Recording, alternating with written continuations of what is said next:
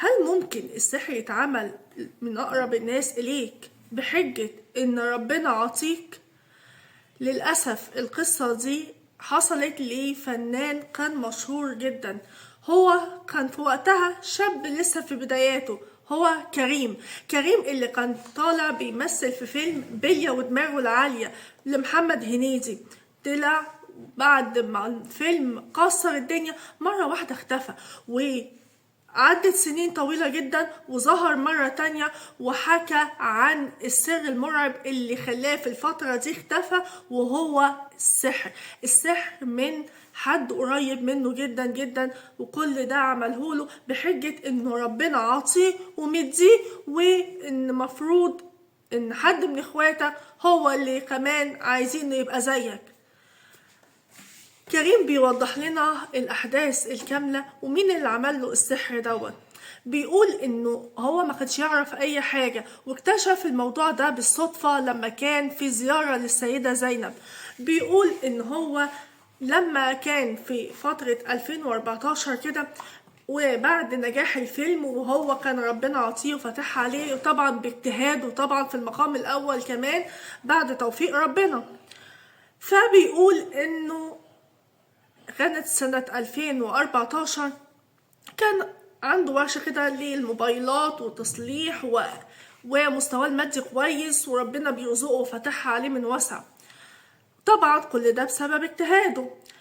فبيقول مرة واحدة كده لقى ان هو مش طايق يعمل اي حاجة، الدنيا كلها متقفلة في وشه، ورزقه اللي كان مفتوح ده مرة واحدة كده وقف، وان هو مش عايز يشتغل ومش طايق يشتغل، ودي مش طبيعته ابدا.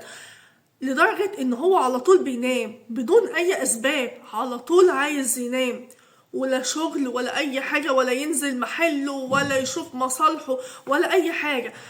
حاول انه يقاوم اللي هو فيه دوت، لان ده كان مش طبعه، كان من طبعه انه يحب ينزل ويشتغل وكده. فبيقول ان هو ينزل في اي مصلحة يلاقيها مقفولة، ينزل لأي مكان بحيث يشتروا العدد اللي عنده مقفولة، لدرجة انه يقول لهم اشتروه بأي سعر بأي حاجة كله مقفول. لدرجة كان يروح يشتغل موظف في أي مكان برضو مفيش حاجة يمشي فيها والسكة معاه تسلك للنهاية. لدرجة انه مرة هو بيقول انا بحب جدا ان انا اروح للسيدة زينب ويروح يقعد هناك. فبيقول ان هو كان وهو قاعد لقى شيخ جه عليه، الشيخ جاله من نفسه من غير ما حتى ما يطلبه ولا يقرب منه، وقال له هو انت اسمك ايه؟ فبعد ما عرفه بنفسه ان هو اسمه كريم وكده، قال له انت تعبان؟ قال له انا تعبان من كل حاجة واي حاجة، ومش عارف انا تعبان ايه وايه سبب تعبي. قعد يوضح له حاجات كتيرة ويقول له 1 2 3 وانت معمول لك كذا وكذا، ويقول له على حاجات فعلا بتحصل له. فللأسف اكتشف كريم ان السحر كان معمول له من حد قريب منه جدا. هو رفض يقول مين، بس اكيد انتوا لما هقول لكم التفاصيل كاملة اكيد هتعرفوا مين اللي عمل له السحر زي انا ما عرفته. بيقول ان هو وابوه عرف مين اللي عمل له السحر، وللأسف اللي عمل له السحر دي واحدة ست قريبة منه جدا، وبيقول هو بيحبها جدا وما زال بيحبها، اصله ما ينفعش يكرهها برغم ان هي اذاته.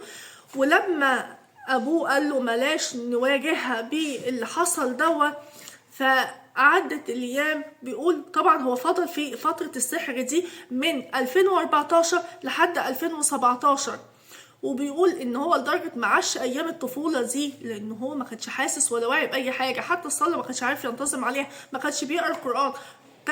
لما وصل 2017 وابتدى يتعافى من اللي هو السحر اللي فيه ده، وكان بيقول او بينفذ الشيخ الحركات او التفاصيل اللي هو علشان يعملها علشان يبقى كويس ويطلع من السحر دوت ويتخلص منه، اكتشف كريم بعد حاجة مذهلة جدا. بعد ما واجه الست دي وقال لها انت ليه عملتي لي السحر ده، ردت بكل بجاحة وبكل يعني انا مستغربة، فعلا مستغربة.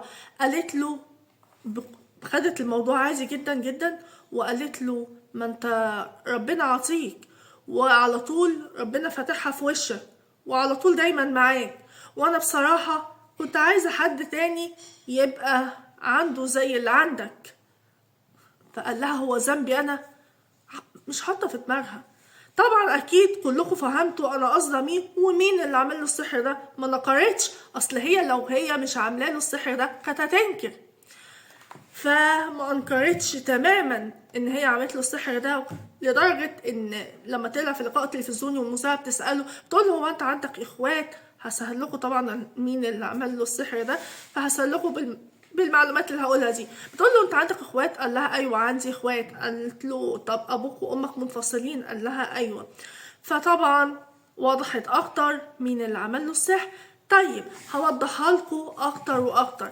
هي يعني بيقول ان هو ما يعرفش يكرهها ومش هينفع يكرهها برغم ان هي اذته جامد جدا، وكانت حجتها حجة سخيفة جدا ان ربنا عطيله وعلى طول دايما معاه. هو يعني مش هقول ان هو شاف نفسه عليهم ولا اتجبر عليهم ولا عالى عليهم ولا ذلهم ولا ده هو ما عملش كده، بالعكس الولد شكله مؤدب جدا ومحترم.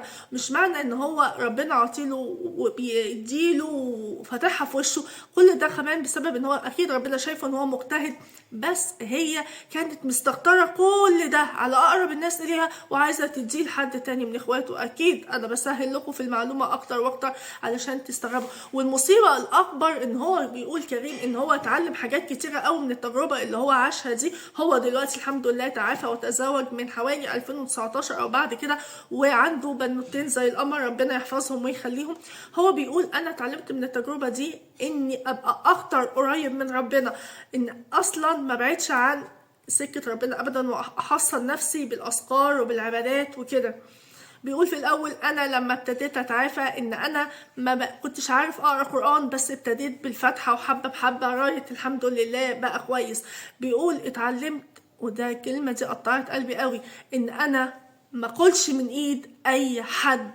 تخيلوا، لان السحر اللي اتحط له كان في الاكل من اقرب الناس اليه.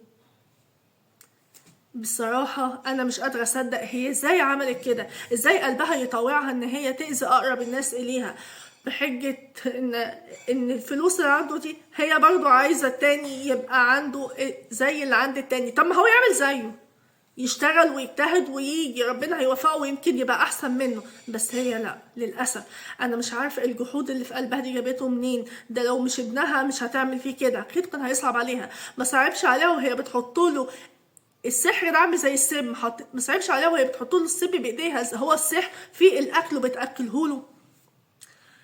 للاسف قصه مرعبه حزينه جدا فعلا، رعب متغلب بالحزن. هو يعني تخيلوا لما يبقى كده راجل ومتجوز وعنده بنوتين ويجي يقول انا اتعلمت اني ما اخدش من ايد اي حد. هو ربنا وفقه وفتح عليه تاني. بيقول حتى الاصول اللي كانت عنده ابتدت تتباع بعد الحاجات والسحر اتفك.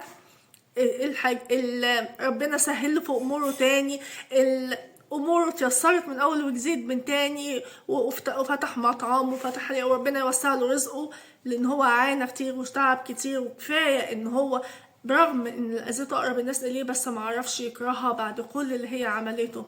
بجد انا مش فاهمه النوعيات دي ايه.